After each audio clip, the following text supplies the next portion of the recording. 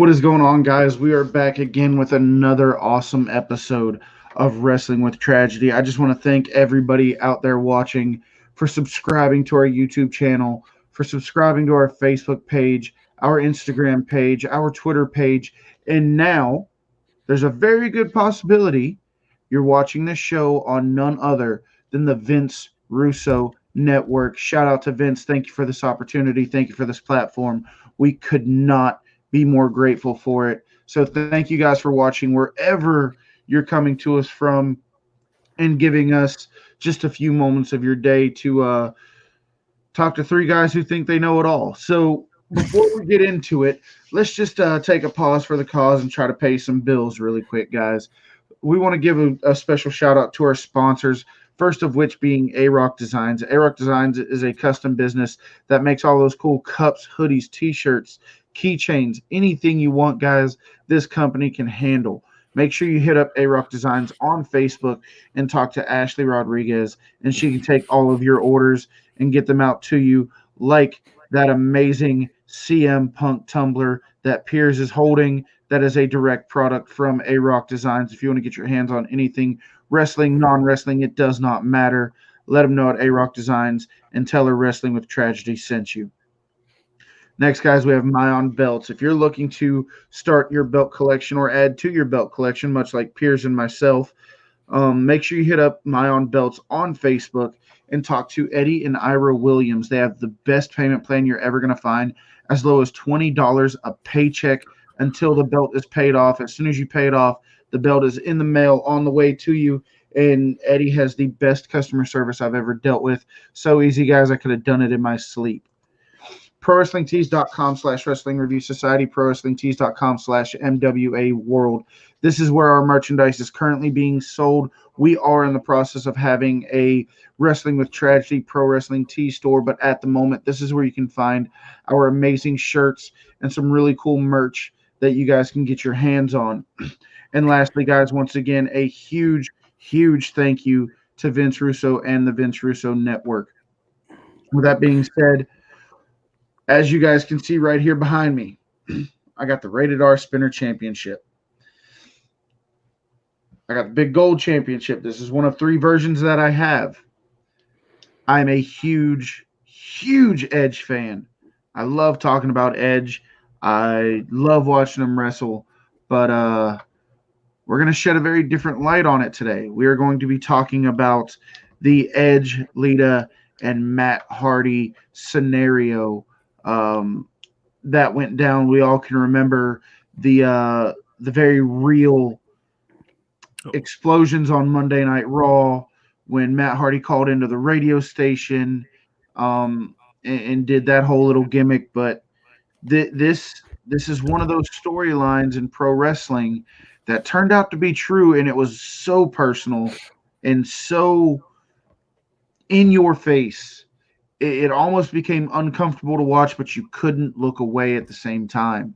So I don't want to miss out on anything that led up to this. So we're going to do our best to stay on track. We're going to do our best to cover everything we can, starting with Amy Dumas, also known as Lita, her very early career, beginning in Mexico, going to get trained. So I want to, at this time, turn it over to Piers, who's going to take us on a little little tour, on a little guide through the early career of one Amy Dumas. Thanks, Kevin. And I just wanted to make a quick special thanks to the band The Cicadas, who supplied us with our beautiful entrance music, which is called Restriction. You can find their contact information in the description below. But yeah, so getting into Angel, I swear he's making some scratch on this and he's not telling us. I know, right? I'm definitely not. I'm just supporting people that support us, brother. The Aussie money. No, seriously, thank you for the entrance music. It's very nice to have something that we're not going to get in trouble for copyright laws. So you don't know how much you really helped us out with that, guys. Absolutely. And they're a great bunch of guys. But getting into our topic, so starting off with Lita. So rumor has it she went down to she did go down to Mexico to get trained. Rumor has it that how she got into getting trained is she went down to Mexico and she went down in Mexico. Yeah, so she did a few favors to get trained. And when I mean favors, mean We're talking about sucking dick, guys. we're talking about sucking dick, we're talking about taking that luchador dick and to get trained. Now, obviously, people can be however they want to be. People can be promiscuous if they want to be that way. And if that's the way that someone wants to break into the world of professional wrestling or break into any world for that matter, power to you. However, when I heard that, I was like, man, there's a lot of people want to get in pro wrestling and they'll do whatever it takes to get into pro wrestling.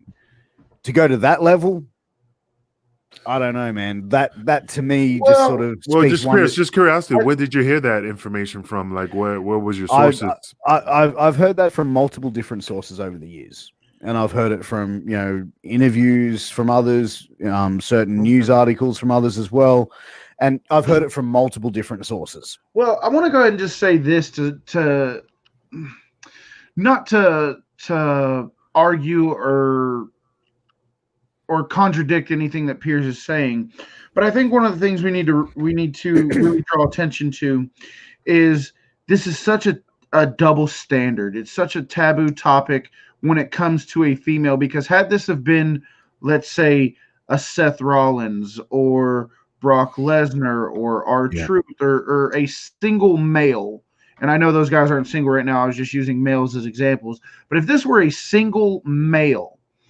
and he slept with somebody to get his foot in the door, we wouldn't even be giving it a second glance. Although it does tie into the story later on down the line. But it's like Piers said, every single day there are hundreds of thousands, if not millions of people wanting to break into the pro wrestling business. And people will do whatever they have to do to get ahead. I saw what you did there. Yeah. I saw what you did.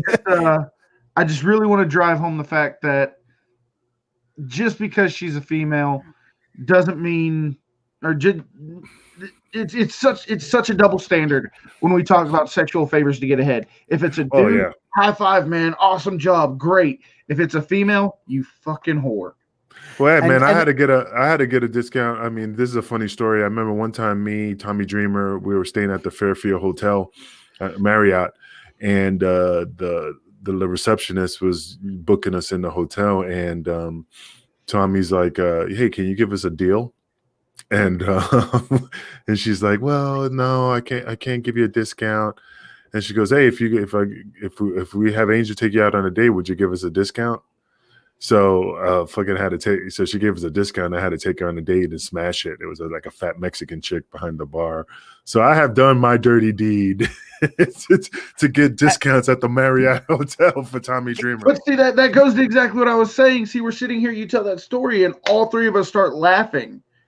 Had you been a female and be like, "Yeah, I did the deed so I can get 35 cents off my hotel room," we're instantly up in arms about it.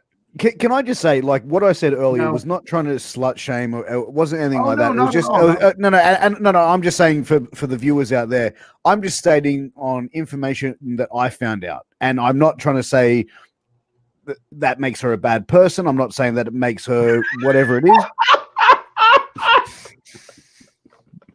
Fuck, you're a dickhead, Angel. Like, seriously, you're like, instead of being a professional podcaster, you should be a professional dickhead, because you would be the fucking top of the food chain there.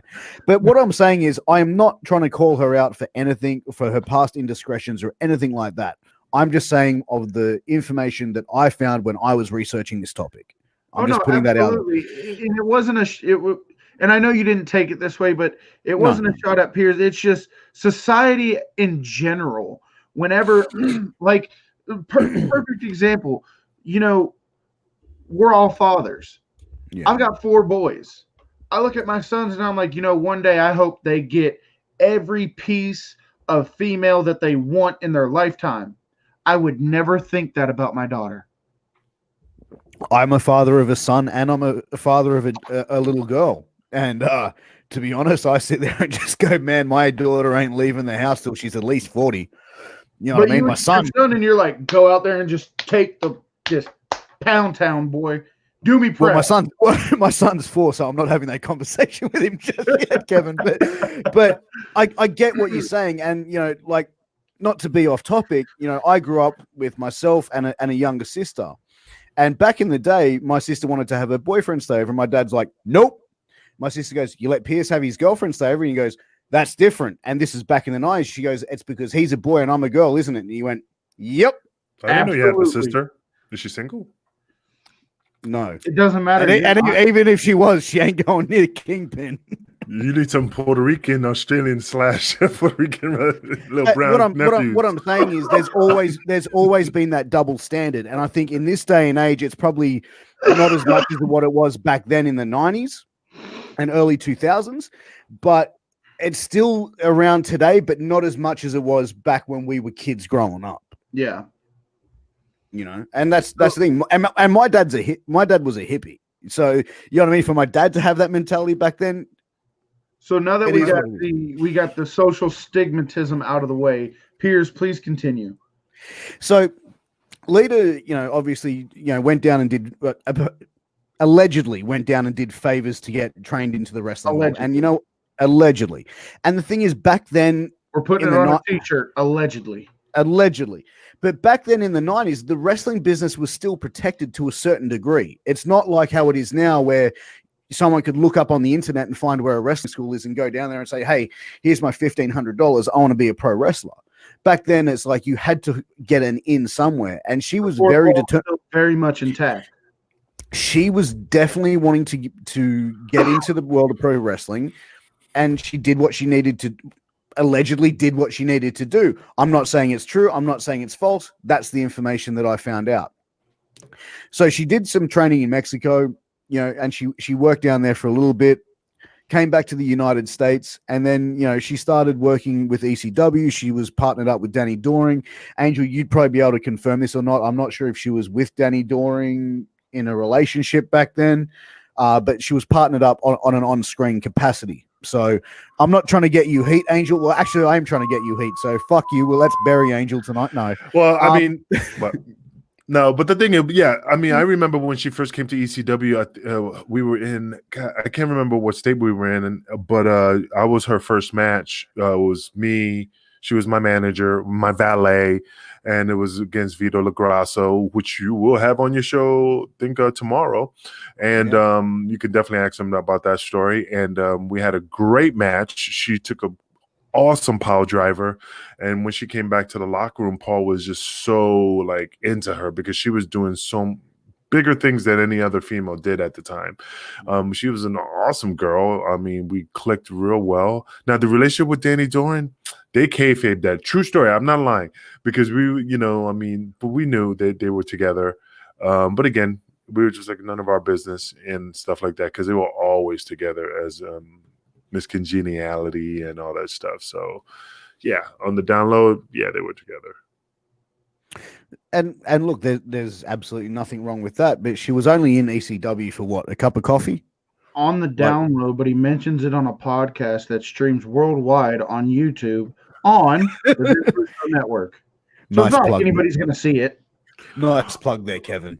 Well, she was there. I mean, it was not a flash in the pan type of thing. I mean, she was there for a good minute because we hung out a lot, and she was, like I said, awesome to hang out with.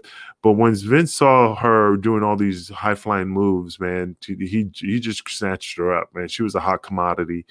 And I don't even think she was on the contract, so that's why she was able to go to WWE at the time. And I mean, she was an amazing thing. She was a key role in the Attitude Era. The things she did with Trish, we seen for the first time, we seen a female or not the first time, but one of the first times, we seen a woman taking chair shots to the face, suicide dives to the outside, moonsaults and all this crazy stuff off the top rope, and getting in there and mixing it up with the men. Lita was one of the very first intergender people we seen as far as these intergender matches. She really paved the way for a lot of females. And she was a phenomenal worker as well. That's something that no one can take. Really, I put her in there, man. I think she was a great worker, and I think she was. Look at and I know this is a little off topic, but I have this argument all the time. The Attitude Era, yeah, we liked it. We liked the women's wrestling because they were doing new and innovative things. But look at women's wrestling today and look at it versus back then. Back then, it wasn't that great. They just did it No, was spot fest. but she was better than pretty much all the women that was wrestling I at the will time. say, And at the I time, think she was a solid better. worker for. Yeah. She was better than they allowed her to be. I agree. I strongly agree with that, and I think she definitely had some skill, and she definitely was. She was unique. You know what I mean? Like the tattoo, the way she dressed. You know, that very I don't want to say goth style, but that punk rock. The thong. Sort of. Yeah, boy. But that was the thing. She was so unique to what we'd seen in wrestling before, and what we seen in wrestling before. Sable, Sunny. You know what I mean? Like she very was someone who was up, very pretty. Like she was alternative. She was alternative. punk rock, just edgy. Yeah, I get exactly what you're saying. She was going against the grain. She had a very different image. And one of her biggest rivals of all time, Trish Stratus, very pretty woman, bleach blonde, great figure. She was the Barbie doll type, and then you had Lita come in, and she was like, "Look, I don't have to look like that to be successful in this business." Like she was. I'll go ahead and say, as far as women go, she was one of the first ones to fight against the system, win, and get herself over. Another thing that we saw, and this is a little off topic, but Lita can be said that she paved the way for things like this to happen when the WWE signed Eva Marie. She had very dark hair, and they wanted her to go blonde, I believe is what it was. They wanted her to dye her hair blonde. She didn't want to do it. She went against the grain. She dyed her hair red. She made her own decision. And I know I'm over in left field, but this is where I tie it together. Eva Marie went against the grain and made her own decision, and she got it over.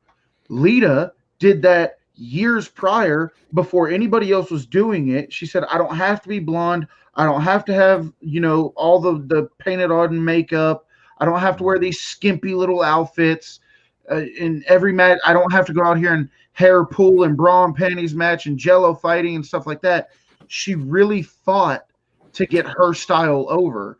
And she was one of the first women to pave the way for other women like Sasha Banks, like Bayley, like Eva Marie, like Paige, like AJ Lee to really come into pro wrestling and say, this is how I want to present myself. So I give her all the credit and respect in the world for being able to do that and starting that trend for other women years down the road. So all respect her for that.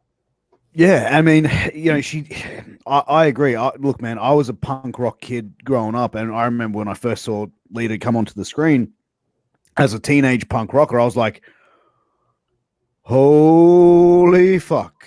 And I was in love. I was like, I was a huge Lita fan, straight off the bat. I believe it, man. You probably had a lot of crunchy socks in your bedroom, and your dad's like, I remember seeing her on WWF Shotgun teamed up with S.A. Rios. Was he S.A. Rios? Yeah, it was S.A. Rios. Yeah. And as soon as I saw her do that moonsault, I was just like, fuck, I'm in love. Like, seriously, man. I thought she was the most amazing thing I'd seen because she was so unique. And she appealed to me, not just because I was a teenage boy and she was a hot chick, because her style appealed to me because that's the sort of style that I had. That was my style. So and a lot of kids around my age at that time, there was a lot of punk rock kids growing up, and that's what attracted a lot of people to her, both boys and girls of wrestling fans that really found Lita to be that captivating person that was like them.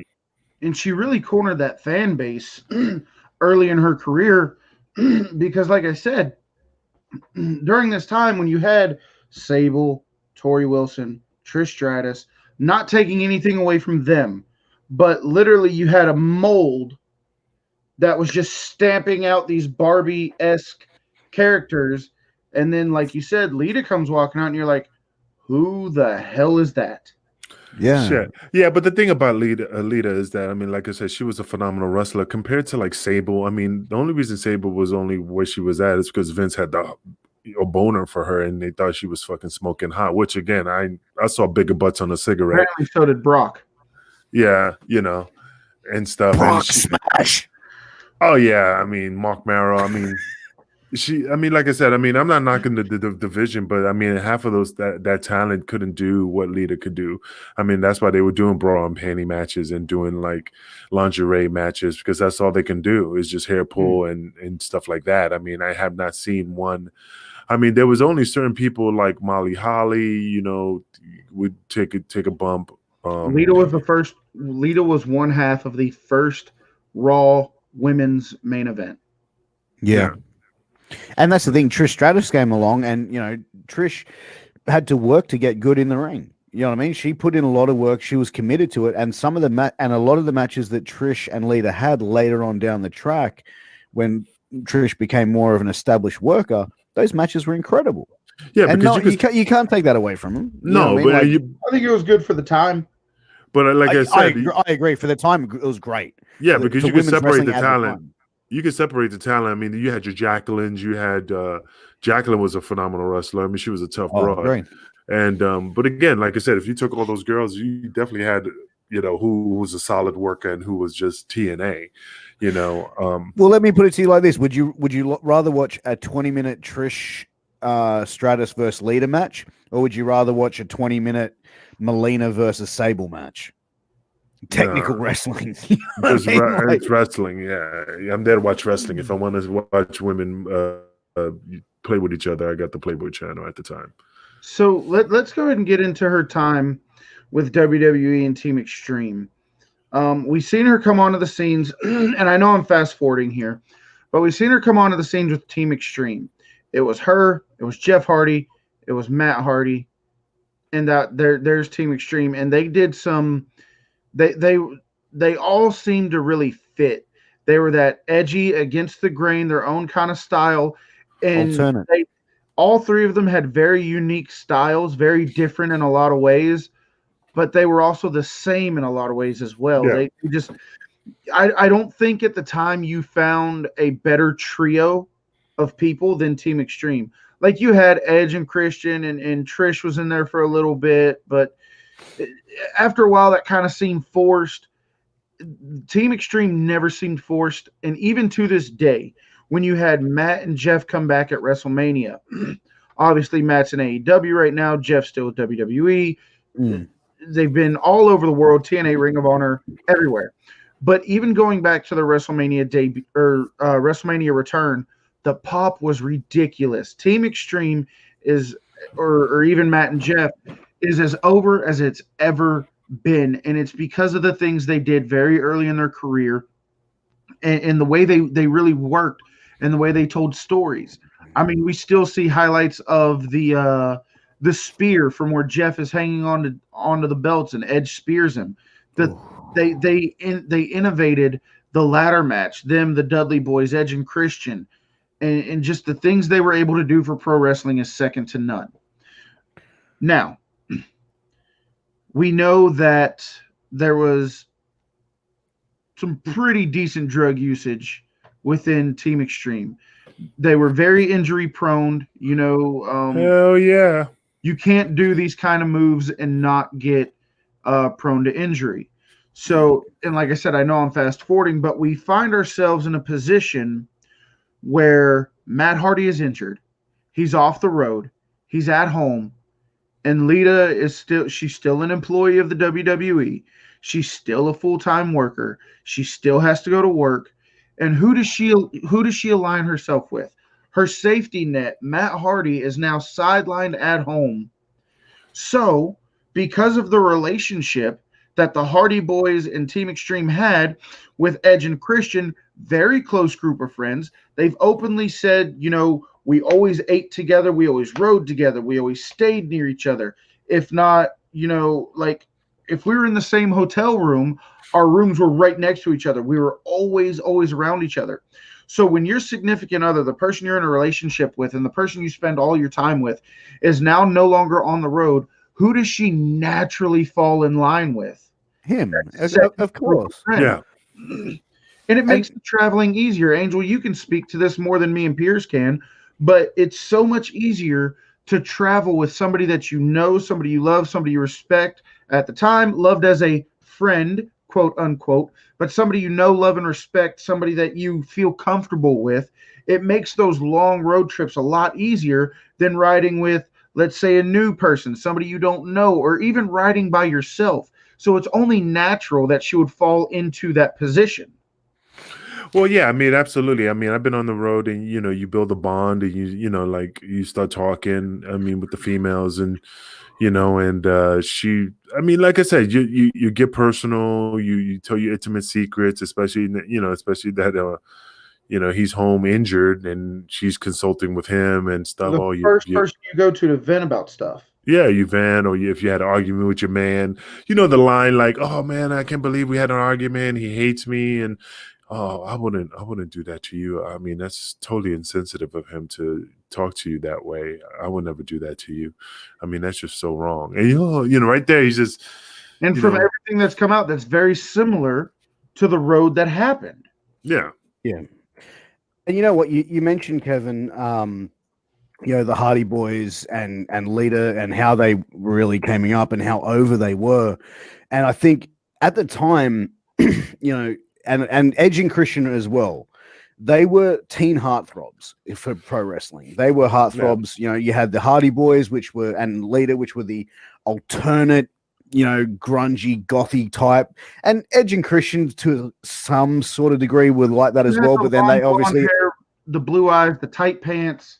Exactly. They evolved into something else, right? Yeah. But the Hardy Boys were always that alternate, grungy, goth types, and as you said, they were very close friends. They were all around the same age, give or take a year or two. So it's natural that she felt herself, going towards Edge when there was no one else on the road but her and him. Obviously they were friends. They were used to being around each other. Edge was married at the time, and from all reports, it was a pretty tumultuous relationship that he was in. And and also, it was reported that Edge, Lita and Matt Hardy were also on rocky roads as well. But, so you put that in a situation where you're both in a rocky relationship where you're not 100% happy. Yep, you're both very close friends. You're opposite sex, and you're both very attractive people. It's gonna fucking happen. Yeah, but the thing is that no. But no. But you know what I'm saying? Like you're both in incredible shape. You've got rocky relationships. You're around each other 24/7. It was I wasn't surprised that it happened. Let me stop you right there, because due to our previous show, we had this similar discussion. That's why you do not shit where you eat. That's why you do not, intermingle with the talent. Because the thing is that once you're in a relationship and you break off with that girl, then you're gonna see her every time. She's gonna be with the next guy, and that's just gonna eat at you. That's why I never did that. Like Johnny Raj used to always tell me, "Pussy pulls more than a tugboat." I mean, the thing is that these guys. I love that saying. The thing is these guys get hooked up with these girls at the shows. Yeah, they look hot and stuff, but there's consequences to those situations, because once the shit goes sour, you're gonna sweet and sour, tower power. You're gonna see that bitch every day. Oh, the dude. You're gonna see him every day, and then she's gonna jump on the next bandwagon or the next guy. Or the chick or whatever. Then that's just going to cause some animosity in the locker room, because think about it. I mean, I know you guys are not in the business, but come on, Kevin. I mean, think about it. If your wife left you and went to your best friend, you're going to be seeing that woman all the time. You're going to be mad. You'll get over it, but it's just something you don't want to deal with. I think it's any relationships in the workplace. If you hook up, it doesn't matter if it's pro wrestling or take away from pro wrestling. If you have a relationship with someone in the workplace, it turns sour. You still need to turn up every day to do your fucking job to get paid, but you're still going to see that person every day. The difference is you can always find another job, but pro wrestling, that circle of top level talent in top companies, even back then, it's so tight knit and so small. There's no escaping it. So Yeah. let's let's get to let's get to the point, or to the peak, where everything starts to kick off. So, like I previously said, you had Matt Hardy, who was injured. He was off the road. He said in another interview, he started to suspect some things. He actually sat down and talked with Edge, and he was under the impression that everything was good, that there was nothing going on. He was really looking out for in Matt's absence because He was. Matt couldn't be there the way he wanted to be, or the way that he could be. And eventually, at some point, Lita comes home. She comes home to Matt. And this is all coming from an interview done with Matt Hardy. Lita comes home. They're asleep in bed. Matt gets up and goes to the refrigerator to get something to drink or something along those lines. And her phone just one after another, after another, after another, after another. And he looks down at the phone, and it's messages like, is he gone yet? Is he asleep? I miss you. When can we be together? And all this stuff. I heard that. And he looked down at the phone, and these are coming from Edge. Yeah, this is all from Matt Hardy's interview that he said after all of this happened, and he went apeshit. Nothing physical. Both parties said, both Lita and Matt said, the arguments never got physical. There was never any abuse or anything like that. But verbally, this situation, as you would expect it to, got very, very nasty. As you can expect. I mean, we're all in long-term relationships and married, etc. But like, you got to think, man, if your wife, your partner of say, however many years, she's getting text messages from another dude saying, I miss you. Is he gone yet? And it's your fucking best fucking friend, dude. You're gonna flip. You just had this conversation with the person that this is happening with, and you were led to believe that everything was fine. You were put at ease. Like, you had these suspicions. You brought it up. They had a chance to tell you. They openly lied to you and forced you to go against your gut, against your better judgment, said, dude, look, it's the injury. It's the time off the road. I understand. Make you think paranoid. But when the third, just to come to find out that you were right the entire friggin' time. Now, just a quick question: when he was looking at the phone, I mean, did his name pop up, or was it just a text message saying, "Hey, I miss you"? Is he gone? But did it say his name on the thing? Did he find out from that point? I think it actually, he opened the message and he saw it was from Adam Copeland. Yeah, he said he opened the message, seen that it was from Adam Copeland, which is, as we know, Edge's birth name. Yeah. Okay. And look, that's the thing, man. Like, if you, as a guy, and even as a woman, for you to go through your partner cheating on you and to go through that is a pretty fucking tough pill to swallow. But it gets a lot fucking harder when it's someone that is like a brother to you, someone who is a close-knit person to you, who is in your inner circle. That, to me, would be like, that would drive you insane, dude. That would. But you know, it's funny. But you know, it's funny. I'm just thinking, like, you know, like, Matt is just consulting with, you know, Edge, telling him, man, you know, she's getting mad because I don't buy her chocolates or flowers, or, you know, I don't tell her how beautiful she is, and that motherfucker's just going the other way. Like, he's gone. He says flowers, chocolates, tell how not like that you're not doing, yeah, and then he goes back and does the opposite. Yeah, and he does the opposite, and she's like, "Oh my god, he got me flowers. This motherfucker never gets me flowers," you know. And he's just working the angle, man. So before we move on, let me ask you guys this, because this is a very, very touchy subject in our culture and our society today. Just to address this topic, when is it okay, if at all, to go through your partner's phone? It's, you know, that's hard. Yeah, see, this story has a lot of stuff in it that we've got to discuss. When, if at all, is it okay to go through your partner's phone? All right, look, I've been with my wife for 7 years, right? And I've never gone through her phone. I've taken her phone and sent someone a smart-ass message going, I'm sitting on the toilet, ran out of toilet paper, goodbye socks, as a joke. but I've never gone through my wife's messages. I've never gone through her social media. She's never done that to me, because if you're in a relationship in the morning, constant messages coming in, would it be that you don't trust your wife, or would it be who the hell doesn't have respect for me, my wife, and my kids? We're asleep right now. Who is this son of a gun? But you know what? Like, I won't pick up, like, if I'm driving and my phone starts beeping in a message, like, I'll say to my wife, I'll go, "Hey, babe, get my phone. Who's that from?" And if she's driving, she'll say the same thing. So if she's asleep and her phone's going off, I would probably go, "Oh, hold on a sec. What's like?" I think, okay, something might be happening. There must be an emergency, and then I would check it that way.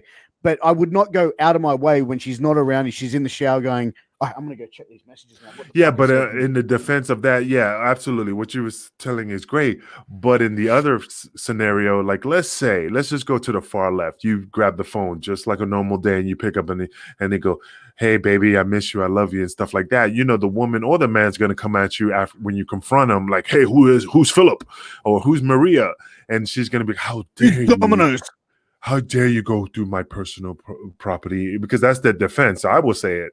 "Oh, really? You're going to go that extra mile? That's the reason why I'm not with you. That's the reason why we don't get along, because you don't respect my privacy, because you try to do that role reverse, that mind fuck thing, But I think it comes down to, like, if you're actively looking through your partner's phone, maybe that partner ain't the fucking one for you, homie. You know what I mean? If you feel like you have to do that, you're in the wrong relationship. That's the way I look at it. I think at some point we've all been in our partner's phone. What the intention isn't to go through their phone to invade their privacy. Piers, you tell the story about driving in the car. I'm very much the same way. Another thing is, like, there's this app. It's a game. Me and Ashley both enjoy playing it. She's a lot better at it than me, so she's got better levels than I do. So I'll grab her phone and I'll start playing the game. Yeah. So I do go into my wife's phone, but the level of trust that I have for my wife, I would never just pick up her phone to go through it. Yeah. Just to see, oh, what is she up to? What is she doing?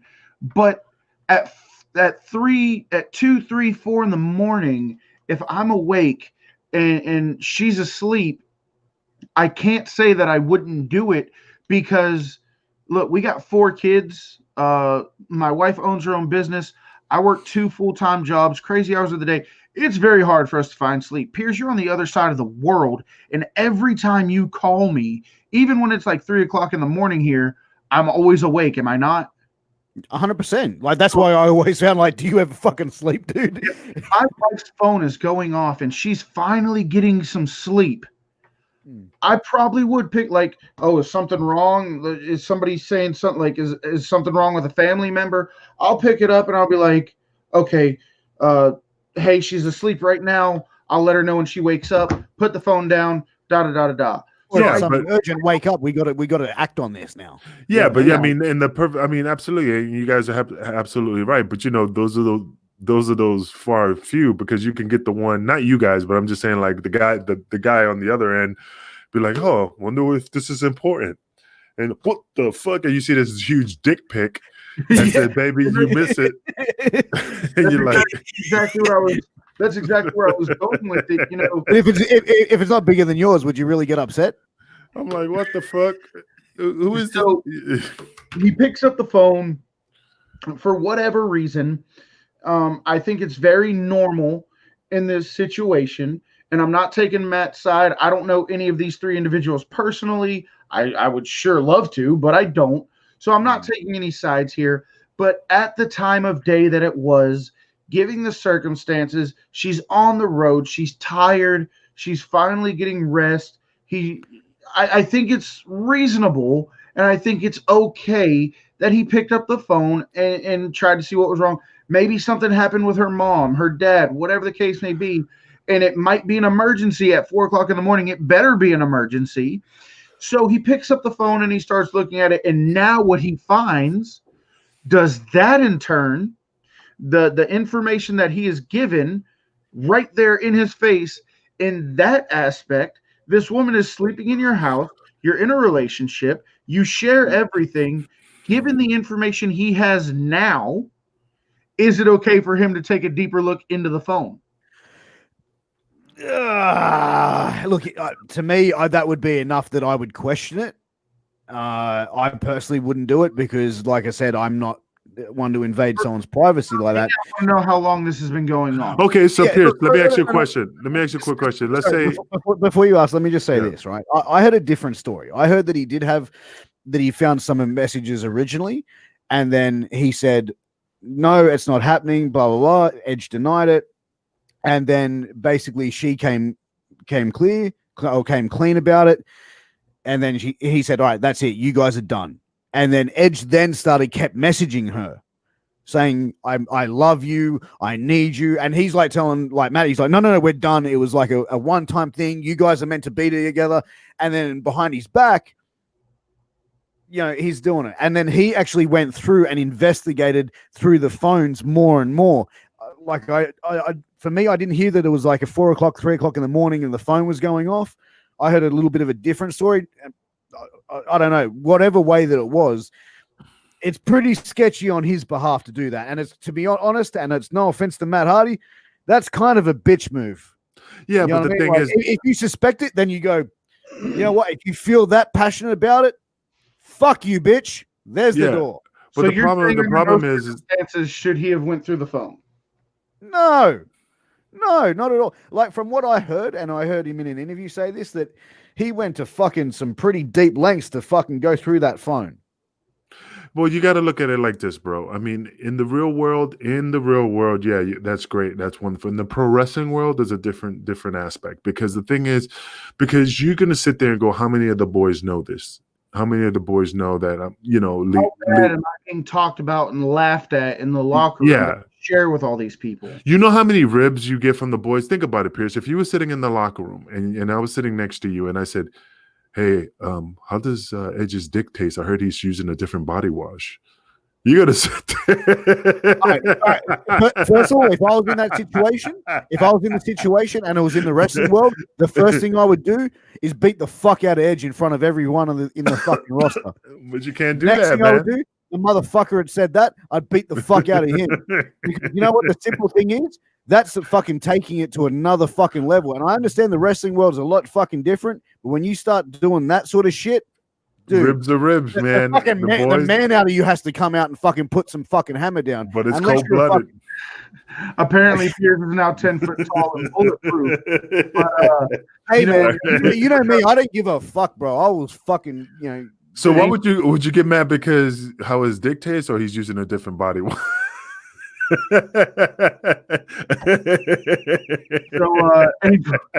bring up fuck you, Angel. You're a dickhead. You bring up a very segue into the next point of this story that I want to get into. So now the story's out, the news is broken.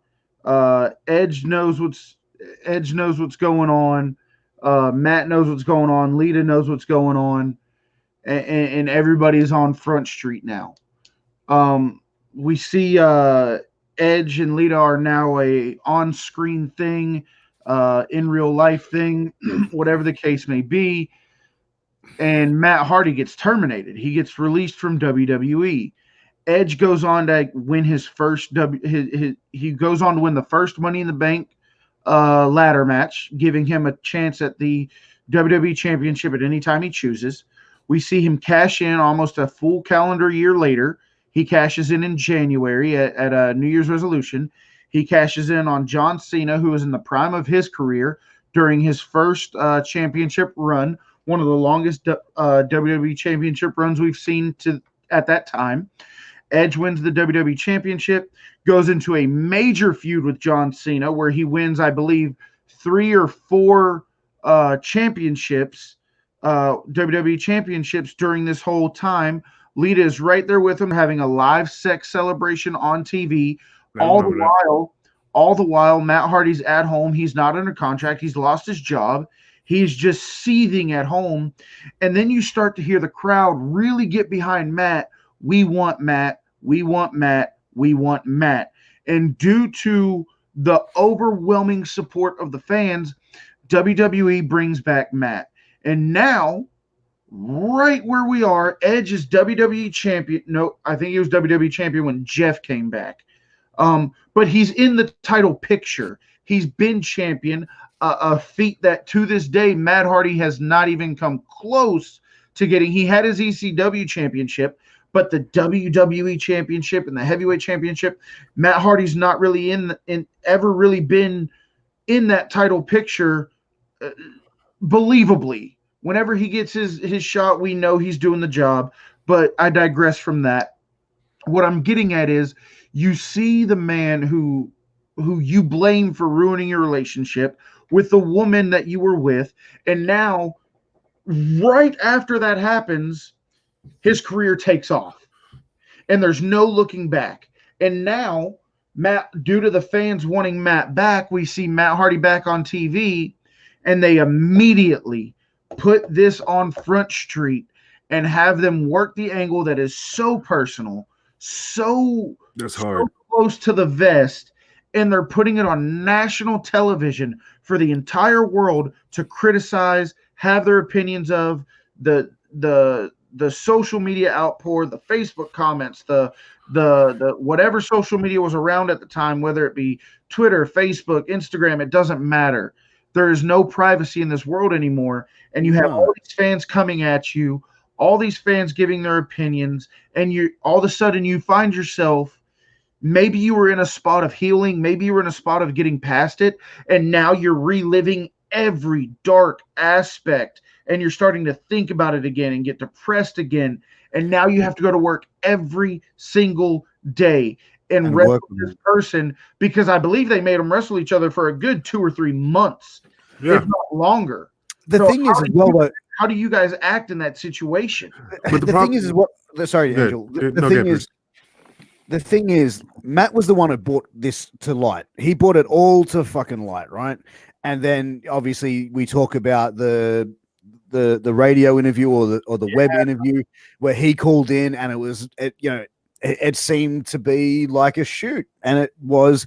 The fans were then intrigued in it.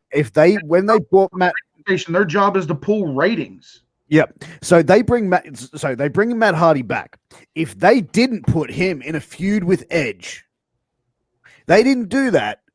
The fans would have shat on fucking everything. Oh, great! You're gonna bring him back and have him fucking job to Gilbert. Yeah, like, but come on, man. Like the story wrote itself. And even when Matt Hardy returned, he was wrestling for Ring of Honor when they were a lot smaller, grabbing the microphone, going, "Check me out at ROH, ROH, ROH," then gets dragged away. Like, man, they had to do it. They had to do it. But you got to look at it from that point of view. Like, I mean, they let him go because I didn't think he was. I mean, I'm not knocking him or anything, but I just think Edge was a more hot commodity than Matt was at the time, and they let him go. Just like the same situation from one of our previous shows, which you could watch it on our playlist about the China situation, where they let her go because she was with Stephanie, and they just like, well, kick her out. I mean, and it's just like, and then they put him in a program. Stephanie, Triple H was. Yeah. That's a different movie altogether, brother. That's another show. But the thing is, that's what I'm saying. But that's the thing, how hard times. Hard times. How hard that will be to work with somebody, knowing. God, guys, the t-shirt's coming. #hard times. You know how hard it is to be in a ring with the man who betrayed you, that you have to be professional, like the Shawn Michaels and Bret Hart situation, to be professional, put all your feelings aside, to be embarrassed in front of millions of people, to put your personal story out there like it's just like an angle. Sometimes WWE does that, not realizing the repercussions of what's going to happen, even though nothing happened. But like his brother with his DUI storyline. But again, which one? Yeah, but you know what I mean. It's just like, I'll be like, I can't say I would not do my job because that's what you're hired for. But then in my heart, I'd be like, this is some bullshit. How are you going to get in a ring where you have to protect the guy and not go, yeah, fuck it, I'm going to drop him on his head? Oh yeah, man, they could have probably threatened him. Not threatened him, but emotion would kick over. And when you saw Matt return, we've all been big fans of wrestling. Angel, you've been a wrestler for over 20 plus years. when he came back and they had that little schmoz thing in the ring and fucking Matt's beating the fuck out of him, man, I don't know. Either that was some pretty stiff working or that was a couple of shoot shots in there. I don't know. You tell me. Like that looked about as real as anything I had ever seen in pro wrestling at that time. I'll throw in a couple potatoes. If you don't think there were some liberties taken in those matches, you might want to go back and rewatch it. But so we go through this entire feud, and it was some of Matt's best work because it was so real. It was so personal. We got the Matt Hardy will never die out of it. Yeah. We had some crazy spots. We had some crazy matches. And this went on for a while, and it ultimately led to a match. I believe it was a ladder match where if Matt Hardy lost, he would go to SmackDown. We saw him get tangled in the ropes. We saw Lita get involved. Edge wins the match. Matt Hardy goes to SmackDown. We're out of the woods. This feud is over, and now everybody can start to move on. And what happens the very next week? Edge is WWE champion. He goes out saying that he's better than everybody, and he can take anybody on. It doesn't matter whose music hits. Jeff Hardy. Jeff Hardy comes out, immediately feuds for the title, and right back at it again. And a lot of Jeff's promos. You screwed my brother. Da da da da da. And Edge returns with, "I didn't screw your brother, just his girlfriend." And yeah. I forgot about that promo, man. I'm gonna have to go watch that again. I remember as soon as you said it, that's why I went, "Oh shit!" Yeah, he just looks at me and goes, "You screwed Matt," and Edge goes, "No, not Matt, just Lita." But anyway, so now we are back in this same. We're right back to square one with a different family member. And to be honest, if I'm being honest with you guys, I think Jeff was madder than Matt was. Because that's his baby brother. I think not only is it his baby brother, but I think Jeff felt somewhat responsible because whenever you see somebody that you're that close to go through something tragic, you often ask yourself, was there anything I could have done? Yeah. Now, Matt was off the road. Jeff wasn't. Yeah, that's what I was thinking. He was off the road. Matt wasn't there. Where was Christian? Where was Christian at this time? Was he out as well? I believe Christian. Now I didn't really look too much into it, but I do remember an interview with Christian where this got brought up, and I believe he made the comment, and this could have been a work, it could have been a shoot, who really knows? But I think he said that he had talked to Edge. He had told him, like, look, you might want to take a closer look at what you're doing here, and he backed away from it. He wanted to be out of it. He didn't tell Matt, but he didn't encourage Edge either. Yeah. But I honestly feel like Jeff may have felt some sense of responsibility because, like I said, even though Matt was off the road, Jeff was still there. So maybe in Jeff's mind, he's like, I could have done something. There's something I could have done. I should have noticed. I should have been the one that she was riding with, that she was going to, and stuff like that. But at the same time, whenever you're having an argument with your significant other, do you really want to go to his brother? Because you just think he's going to take his side and stuff like that. So Jeff is not at fault for any of this, but I honestly feel like those matches we had with Jeff and Matt, or not Jeff and Matt, but Jeff and Edge, were more brutal at some points than the Matt and Edge matches. I agree. But let me throw this out to you guys. And look, this is something that I just had a thought of. What if the whole thing was a work? What if Matt and Lita No. Just hear me out. Matt and Lita, they've gone, you know what? We can't be together. We're still going to be friends. But as far as this relationship, it's been on borrowed time. We're done. Edge is the guy that they want to make the big superstar, the big heel. Why don't we try and make Matt the big star babyface and then create two main event players? Only difference is Edge was able to carry the ball. Matt wasn't. I think. What about the firing was a work? Nah. Yeah, go work some indies. You know, you're still under contract with us. We'll make it out like this. Could that have been a possibility? But the only difference is instead of making 2 stars, Matt couldn't really carry that load. Unlike Lita. Boom. No, I'm kidding. No, but I mean that's a real that's kind of reaching, man. That's just trying to like. I'm just thinking out loud, bro. That's you're talking. Here's my thing. Now, I understand these were different times. I understand that these were hard times. I'm about to compare apples and oranges here, but first off, that's a very in-depth thing to try to pull off. So many moving pieces, so many cogs in the wheel. I think it would have been too much to plan out. But when you think about excuse me, when you think about, is this a work? Edge was in the title picture. So now you have Edge, Lita, Matt in the WWE Championship. You're talking about a company who put the WWE Championship on Jinder Mahal, on the Great Khali, on so many different people who weren't ready to bear that load. However, in this situation, even if Matt wasn't able to carry the championship, the storyline was able to carry the championship. So you could have easily put that as the ultimate ending to let the babyface finally get his comeuppance. I think if this was a work, you would have seen Matt win the WWE Championship at some point. Yeah, but you know what? One reason of many, but I don't think it could be a work. However, if it was a work, then it's probably the best work WWE's ever pulled off. Let me put it like this: like Edge was always a massive baby face. He was just well liked. When you saw the split with him and Christian, maybe they thought, how do we make him hated? How do you make a guy hated more than anything else in the world? Fuck his best friend's girl. You have him tied. How do you give sympathy to Matt Hardy and elevate him as a babyface to get that sympathy of the crowd? Have his best mate fuck his girl.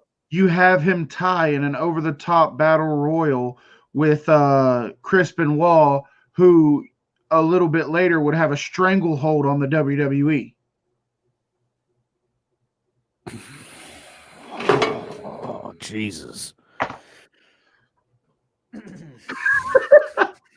But no, seriously, I honestly I think that was one of the I think between that and between see Edge before this even broke, before it really came out, like when it first broke and you saw Edge and Lita on screen together, you had your handful of people who were smartened up, but the general public, we didn't know how deep this went. We didn't know how bad this went. When Edge won Money in the Bank, we weren't quite there just yet.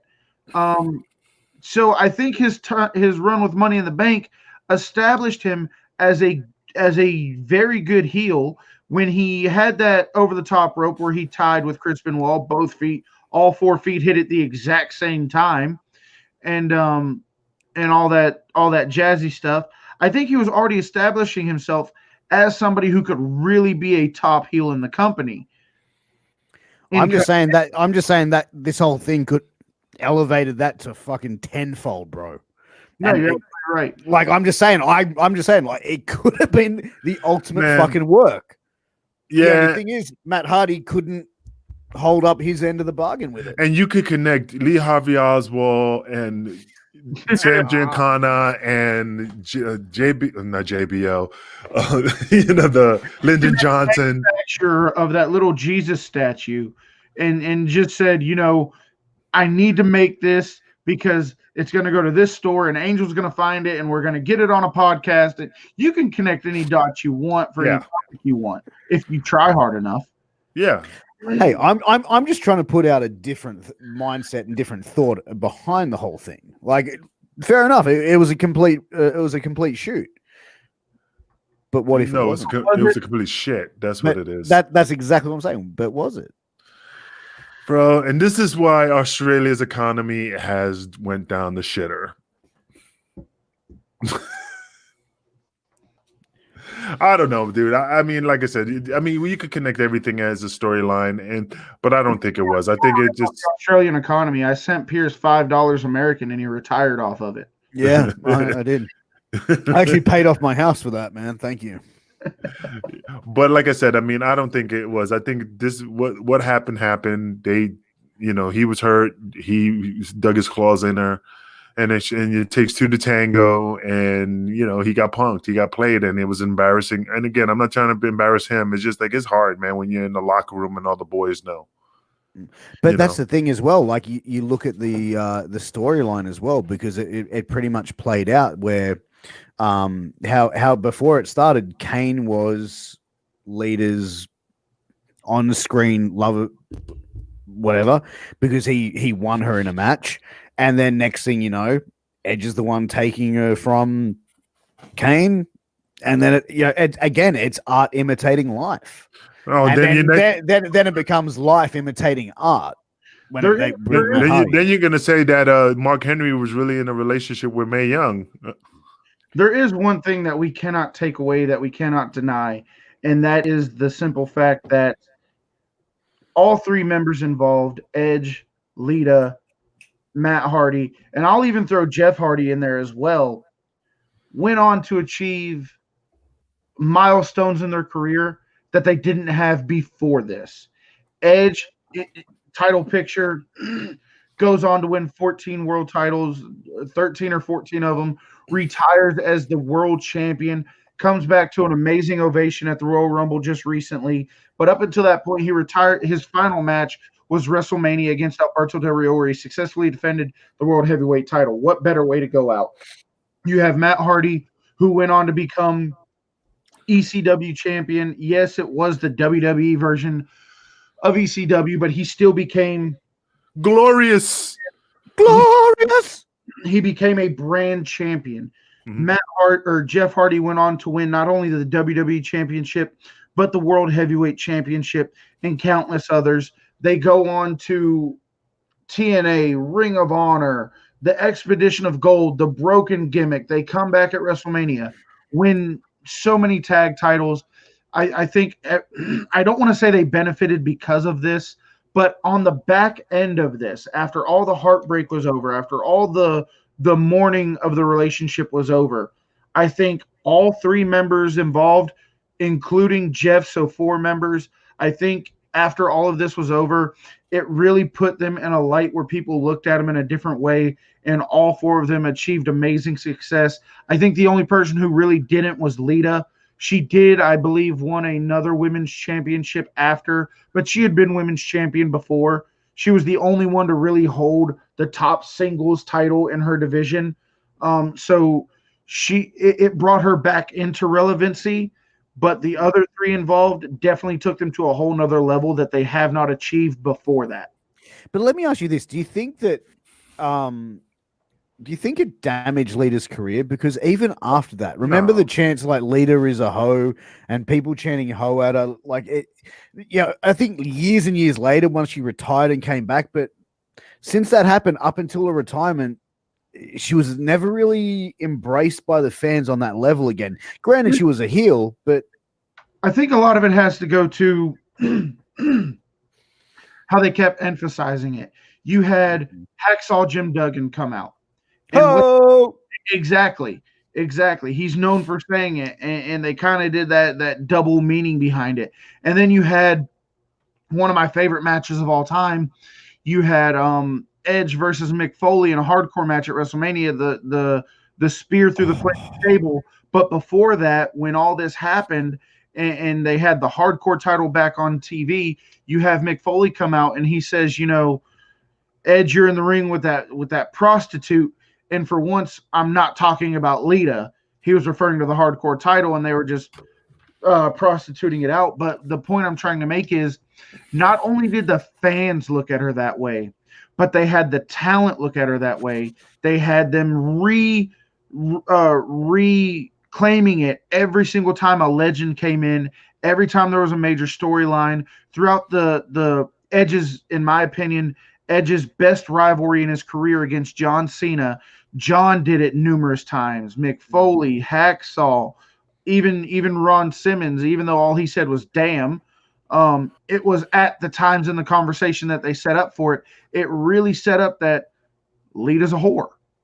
But that's the thing. I think they did it to get that cheap reaction from the crowd. But as I said, I don't know. Like, what do you think, Angel? Do you think it affected her career long forward and how she's perceived by the audience? No, I mean, as far as I could tell, I mean, she's a legend in the women's division. I mean, I still think she's a legend, like in ring, everything like that. But I'm saying, like, after that incident, up until that retirement, they just kept on. You're a slut. You're a slut. You're a slut, and slut shaming her. Like at one point, the WWE needed to get over the whole fucking thing. Yeah, I mean, I don't think it really affected her. I mean, no. I mean, I'm being honest. I think, yeah, it sucks to hear that you're a slut. I mean, but it's the same thing with Kurt Angle. You suck. You suck. I mean, it just becomes part of the, it just becomes deafening after a while. So I don't think it affected her legacy or either way, or, I think she's fine as it is now. She's rich, she's living her life, and she's doing all right. Oh yeah, I mean, she comes back now and she gets the pop that of a legend. You know what I mean? Like she comes back once, twice a year. She gets that big pop. Yeah. So she's okay. So like I said, she could come back anytime, and so Yeah, I mean, look at the all women's pay-per-view Evolution. Look at the women's Royal Rumble. She debuted the Raw Women's Championship. Yeah. Absolutely. I mean, she's a Hall of Famer. She's achieved everything there is to achieve in her career. She's still a very beloved person in pro wrestling. But in that time when all this happened, I think they spent too much time driving home that she's a whore. And once again, we said this in the beginning of the show. We come to watch wrestling. I understand storylines are a major part of that. I understand the soap opera feel of it. And Vince has openly said, I'm not in the wrestling business. I'm in the sports entertainment business. Yeah. But during that time, I do think it had a negative impact on her career. Overall, no, because she's proven multiple times she can come back at any time and get just as big a pop as anybody. But you know what? And I'm probably going to contradict myself here. Stephanie McMahon, fuck up, Angel. But you look at Stephanie McMahon. She got called the same sort of shit by The Rock and Jericho in that around the invasion angle, and when she was that massive heel, she got called all those sort of names as well. The only difference is she's been around consistently in WWE, where I think probably nowadays people probably forgotten about that. Plus, new fans have come in who probably didn't know that storyline. But yeah, So, guys, I think we all can agree that topics like this, we can go on for days. Forever. It happens every day, everywhere you look, whether it be WWE, CZW, TNA, New Japan, it does not matter. This stuff happens everywhere. And spoiler alert, guys, in 1 week's time, when we come back next Monday, we're going to have another relationship tragedy story waiting for you guys. So I think now is as good a time as any to wrap things up. We've taken enough of these people's time. Sure. So we're going to sign off. We're going to get ready and start studying and going over our notes for next episode. You're not going to want to miss it. But before we get out of here, let's go to Angel, Piers, and then I'll end things on the day. Well, I just want to say, no matter what happened between Matt and Edge, they have something in common. They can go into business together and open a bar. Eskimo Brothers. That's right. They can open a bar because they both have a liquor license. Wait for it. Hey, Angel, quick question. How does Lita hold her liquor? I don't know. How does she hold the liquor? By the ears.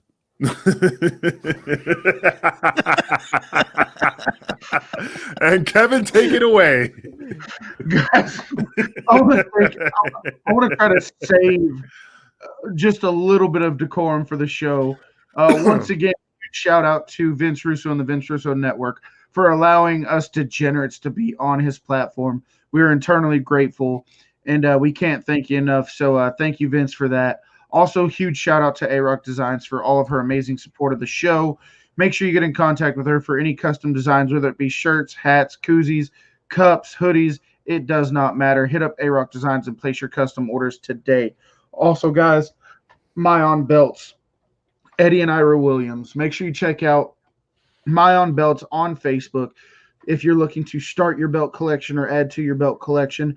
Payment plan as low as $20 a paycheck. You are not going to find anywhere else that allows you to get immaculate championship belts for such a low price. Eddie is willing to work with you any way he can to get you any belt that you would like to have in your collection. He's a phenomenal guy and one of my best friends. So make sure you go check out Mayon Belts. And lastly, guys, we are working on getting our Pro Wrestling Tee store up and running for Wrestling with Tragedy. But in the meantime, you are feeling the need to get some of that awesome merch, some of that great stuff that we offer, and you really want to help support myself, Angel, and Piers, head over to ProWrestlingTees.com/Wrestling Review Society. That is my Pro Wrestling Tee store. Or ProWrestlingTees.com/MWA World. That is Piers and his team's Pro Wrestling Tee store. You can find some amazing t-shirt designs and support our other shows, Shooting the Shit Uncensored with Piers Austin.